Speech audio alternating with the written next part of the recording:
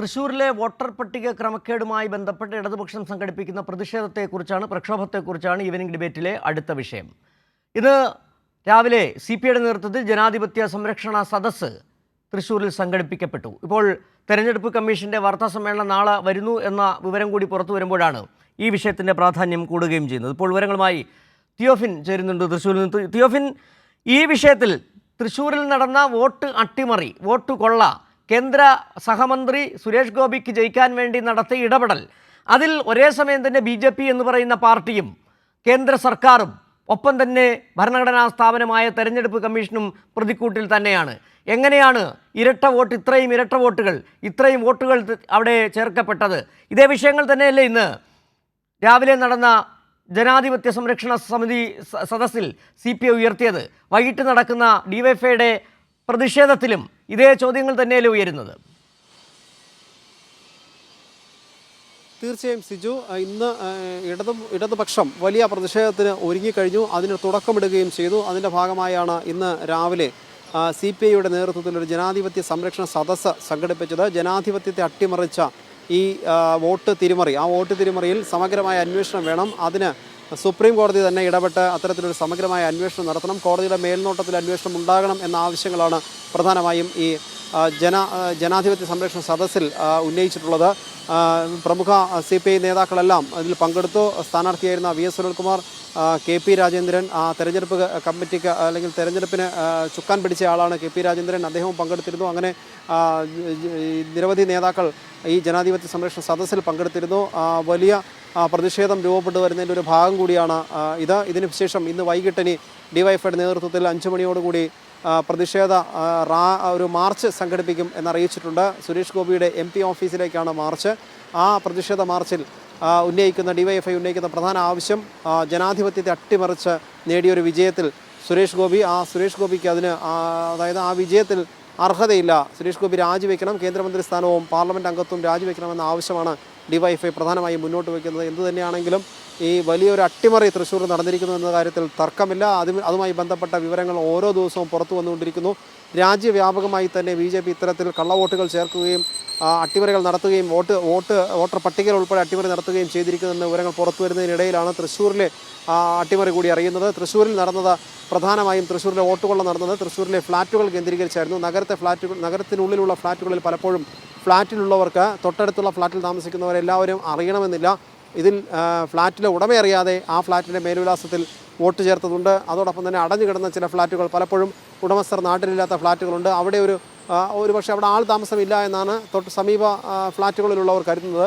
പക്ഷേ അതേ നമ്പറുകളിൽ കള്ളവോട്ടുകൾ ചേർത്ത് വോട്ട് ചെയ്യപ്പെട്ടിട്ടുണ്ട്. ഈ വോട്ട് ചേർത്തത് കൂടുതലും തൃശ്ശൂർ മണ്ഡലത്തിൽ, കാരണം തൃശ്ശൂർ മണ്ഡലത്തിൽ ജയിക്കുക എന്നത് ഏത് രീതിയിലും ജയിക്കുക എന്ന ലക്ഷ്യമിട്ടുകൊണ്ടായിരുന്നു BJPയുടെ പ്രവർത്തനം. അതിനുവേണ്ടി അവർ സമീപ മണ്ഡലങ്ങളായ ആലത്തൂർ ഒക്കെ ഉൾപ്പെടെ അത്തരം സ്ഥലങ്ങളിൽ നിന്ന് BJP പ്രവർത്തകരെ ഇവിടേക്ക് കൊണ്ടുവന്ന് ഇവിടെ ഇത്തരം വ്യാജ മേൽവിലാസങ്ങളിൽ വോട്ട് ചേർപ്പിക്കുന്നു. ഇതിനെല്ലാം എങ്ങനെ സാധിച്ചു എന്നതാണ് സംശയം സിജോ.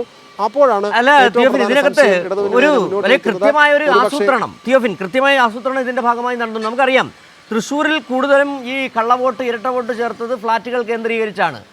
ഫ്ലാറ്റുകൾ കേന്ദ്രീകരിച്ച് ഇങ്ങനെയുള്ളൊരു സാധ്യത ഉണ്ടെന്ന് BJPക്ക് സുരേഷ് ഗോപിക്ക് പറഞ്ഞു കൊടുത്തത് തെരഞ്ഞെടുപ്പ് കമ്മീഷനാണോ, അത് തെരഞ്ഞെടുപ്പ് കമ്മീഷന് ഈ BJP പറഞ്ഞു കൊടുത്തതാണെന്നുള്ളതാണ് ഇനി പരിശോധിക്കേണ്ടത്. ഏതായാലും വലിയ തരത്തിൽ പല തരത്തിൽ വെട്ടിപ്പുകൾ, കള്ള വോട്ടുകൾ, അട്ടിമറികൾ നടത്താൻ കഴിയുമെന്ന് ഈ BJPയും അതോടൊപ്പം തന്നെ സുരേഷ് ഗോപിയും തെരഞ്ഞെടുപ്പ് കമ്മീഷൻ തെളിയിച്ചിട്ടുണ്ട്. നേരത്തെ പറഞ്ഞതുപോലെ തന്നെ ബീഹാറിൽ കൂട്ടത്തോടെ ആളുകളെ വെട്ടി ഒഴിവാക്കി 65 ലക്ഷം പേരുടെ വോട്ട് ഇല്ലാതാക്കി. ഇവിടെ ഇരട്ട വോട്ട് മാത്രമല്ല, 4ഉം 5ഉം വോട്ട് ഉള്ളവരുമുണ്ട്. ഒരു ഫ്ലാറ്റിൽ തന്നെ നിരവധി പേർക്ക് വോട്ട് ചെയ്യാനുള്ള അവസരം, ഒരു അഡ്രസ്സിൽ 10ഉം 12ഉം പേര്.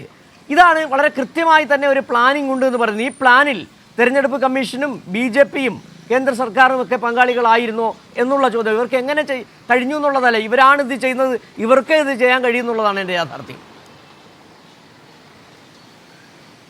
തീർച്ചയായും സിജു, അതുകൊണ്ട് തന്നെ അവരുടെ ഒരു ആസൂത്രണം അതിനുള്ളിൽ വ്യക്തമാണ്. കാരണം ഇത്തരത്തിൽ ഈ താഴെത്തട്ടിലുള്ള ഉദ്യോഗസ്ഥർ, BLO ഉൾപ്പെടെയുള്ള ഉദ്യോഗസ്ഥന്മാരുടെ സഹായം ഇതിന് ലഭിച്ചിട്ടുണ്ടോ എന്നൊരു സംശയം ഇടതുമുന്നണി തന്നെ മുന്നോട്ട് വയ്ക്കുന്നതിന് ചില കാരണങ്ങൾ കൂടിയുണ്ട്. ചിലയിടങ്ങളിൽ ബൂത്ത് ലെവൽ ഓഫീസർമാർ, പ്രത്യേകിച്ച് ഈ തട്ടിപ്പ് നടന്നു എന്ന് പറയുന്ന സ്ഥലത്ത്, ഉദാഹരണമായി പറഞ്ഞാൽ പൂങ്കുന്നത്തെ 30-ാം നമ്പർ ബൂത്ത്, അവിടെ BLOയുടെ സഹായത്തോടു കൂടി വോട്ടുകൾ അല്ലെങ്കിൽ കള്ളവോട്ട് ചേർത്തു എന്ന പരാതി LDF നേരത്തെ നൽകിയിട്ടുള്ളതാണ്. തെരഞ്ഞെടുപ്പ് കമ്മീഷൻ പക്ഷേ അത് പരിഗണിച്ചിരുന്നില്ല. അത്തരത്തിൽ സമാനമായ രീതിയിൽ ചിലയിടങ്ങളിൽ, അതായത് അവസാന ഘട്ടത്ത് ഏറ്റവും പ്രധാനം വോട്ടർ പട്ടികയിൽ പേര് ചേർക്കേണ്ട ഏറ്റവും അവസാന ദിവസങ്ങളിലാണ് ഇത്തരത്തിൽ വ്യാപകമായി വോട്ട് ചേർക്കപ്പെട്ടത്. അതിൽ അവസാനമായി വരുന്ന പട്ടികയോ അല്ലെങ്കിൽ അതിനുശേഷം വരുന്ന ഓക്സിലറി പട്ടികയോ അതിൽ നിന്ന് അതിനെക്കുറിച്ച് പരാതി നൽകാനുള്ളൊരു സമയമില്ല. തന്നെയുമല്ല, അതിൽ എത്രത്തോളം വോട്ടുകളുണ്ട് എന്ന് കൃത്യമായി പരിശോധിക്കാനുള്ള സമയം ഒരുപക്ഷെ അത് ഇടതുമുന്നണി പ്രവർത്തകർക്കും UDF പ്രവർത്തകർക്കും ഒന്നും ഉണ്ടാകില്ല എന്നതും തിരിച്ചറിഞ്ഞുകൊണ്ട് തന്നെ, അല്ലെങ്കിൽ അത് തന്ത്രപൂർവ്വം മനസ്സിലാക്കിക്കൊണ്ട് തന്നെയാണ് BJPയുടെ ഈ തട്ടിപ്പ്. ഇത് മാത്രമല്ല, മറ്റൊന്ന്, ഫ്ലാറ്റുകളിൽ ഉണ്ടാകുന്ന വോട്ടുകൾ, ഫ്ലാറ്റിലെ വോട്ടർമാർ ആരാണെന്ന് സമീപവാസികൾക്കും അറിയില്ല. മറ്റൊന്ന്, ഈ ഫ്ലാറ്റുകളിൽ പലപ്പോഴും ഗേറ്റും സെക്യൂരിറ്റിയുള്ള ഫ്ലാറ്റുകളാണ്. അവിടെ പലപ്പോഴും സ്ക്വാഡ് വർക്ക് നടക്കാറില്ല. രാഷ്ട്രീയ പാർട്ടികളുടെ സ്ക്വാഡ് വർക്ക് നടക്കാത്തത് കൊണ്ട് തന്നെ ഇത്തരം തട്ടിപ്പുകൾ, വോട്ടർ പട്ടികയിലുള്ള ക്രമക്കേട്, ഇവർ നടത്തുന്ന അട്ടിമറി കണ്ടുപിടിക്കില്ല എന്ന് മുൻകൂട്ടി കണ്ടുകൊണ്ടുള്ള ആസൂത്രണം ചെയ്ത ഒരു പദ്ധതിയായിരുന്നത് വൻ തട്ടിപ്പ്. ഇതുകൂടാതെ തന്നെ ഈ BLOമാർ ചില സ്ഥലങ്ങളിൽ സംശയിക്കപ്പെടുന്ന ചില സ്ഥലങ്ങളിൽ, അല്ലെങ്കിൽ കള്ളവോട്ട് ചേർക്കപ്പെട്ടതായി സംശയിക്കപ്പെടുന്ന ചില സ്ഥലങ്ങളിൽ ഈ അവസാന സമയങ്ങളിൽ മാറ്റം കിട്ടി വന്ന ചില ബൂത്ത് ലെവൽ ഓഫീസർമാരുണ്ട്. അതുകൊണ്ട് കൂടിയാണ് വലിയ സംശയം ഇടതുമുന്നണി ഉന്നയിക്കുന്നത്. ഇത്തരത്തിൽ തെരഞ്ഞെടുപ്പ് പ്രവർത്തനങ്ങളുമായി ബന്ധപ്പെട്ട ഉദ്യോഗസ്ഥരുടെ സഹായം, താഴെ തട്ടിലുള്ള ഉദ്യോഗസ്ഥരുടെ സഹായം BJPക്ക് ലഭിച്ചിട്ടുണ്ടോ എന്ന്. എന്തായാലും ഇതുമായി ബന്ധപ്പെട്ടും പരാതികളുണ്ട്.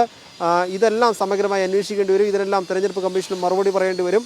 ഈ തട്ടിപ്പിന് പക്ഷേ മറുപടി പറയാൻ BJP തയ്യാറായിട്ടില്ല. സുരേഷ് ഗോപി ന്യായീകരിക്കുന്നു, ഒരു വോട്ടർ പട്ടികയിൽ ഒന്നിലധികം സ്ഥലങ്ങളിൽ, ഒന്നിലധികം മണ്ഡലങ്ങളിലോ ഒന്നിലധികം സ്ഥലങ്ങളിലോ പേര് വന്നാൽ എന്താണ് തെറ്റെന്ന മറുചോദ്യമാണ് BJP ഉന്നയിക്കുന്നത്. സ്വാഭാവികമായും അത് കുറ്റകരമാണ്. കാരണം ഒരാളുടെ പേര് രണ്ടാമത് വരണമെങ്കിൽ തൃശ്ശൂരിലെ സുരേഷ് ഗോപി മോഡൽ വോട്ടുകൊള്ളയിൽ വലിയ തരത്തിലുള്ള പ്രതിഷേധം കനക്കുകയാണ്. ആദ്യഘട്ടമായി ഇടതുപക്ഷം പ്രക്ഷോഭ രംഗത്ത് തന്നെയുണ്ട്. രാവിലെ CPI ജനാധിപത്യ സംരക്ഷണ സദസ്സ് സംഘടിപ്പിച്ചു. വൈകുന്നേരം DYFIയുടെ നേതൃത്വത്തിൽ MPയുടെ ഓഫീസിലേക്ക്, സുരേഷ് ഗോപിയുടെ ഓഫീസിന് മുന്നിലേക്ക് പ്രതിഷേധ മാർച്ചും സംഘടിപ്പിച്ചിട്ടുണ്ട്. വിവരങ്ങളാണ് തിയോഫിൻ നൽകിയത്.